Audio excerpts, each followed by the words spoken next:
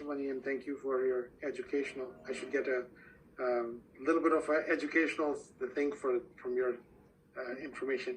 Okay, that's helpful. We'll move on to the next person on the list, which is Amy Small, followed by Velma Williams.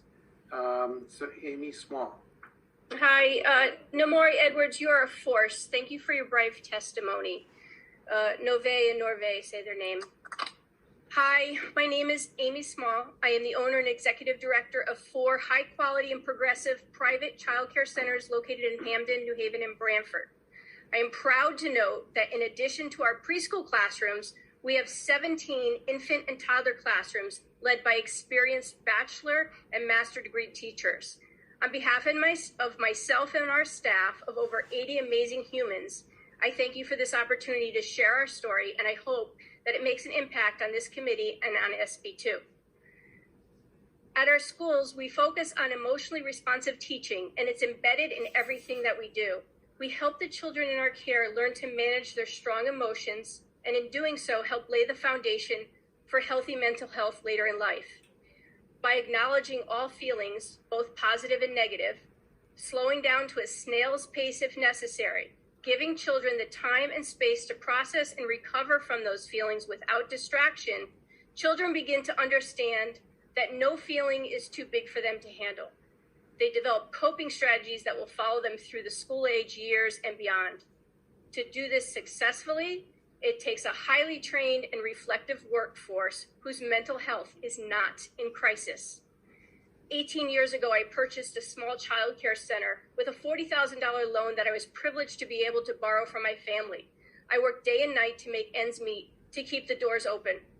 At one point, I laid my body down at the entrance to our parking lot so that the UI truck would not be able to enter our property to shut off our electricity. The only reason why we survived is because I didn't take a paycheck for over 7 years. This is obviously not an option for so many small business owners, especially women in this vocation. Until this pandemic, we had no one to call, no one to listen to us, and no one who cared, except for the state who came out every year to cite us on our dusty vents. Now in 2022, after what feels like a lifetime of sacrifice and backbreaking work by myself and my team, our payroll exceeds $4.1 million a year. Please don't misunderstand. This is not a success story. We are not okay. Since January, I have accepted 7 resignations of full-time employees due to a deterioration of their mental health. The low pay and long hours just aren't worth the stress on their bodies. They are not going elsewhere. They are leaving the field entirely. I polled my staff yesterday to ask what they wanted this committee to hear. In a nutshell, they said that they love their job, they are so passionate about their work, but it's just not sustainable, physically or financially, especially as they want to grow their families. They know what quality childcare looks like, and they can't afford it.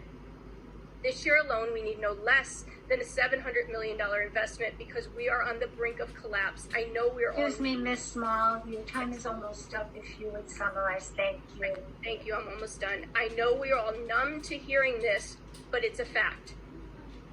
If my schools qualified for some of this funding, I would both be able to raise my teachers' salaries across the board, but also, and almost more importantly, hire more qualified people to fully staff our schools, allowing teachers to remove a few of their very heavy hats.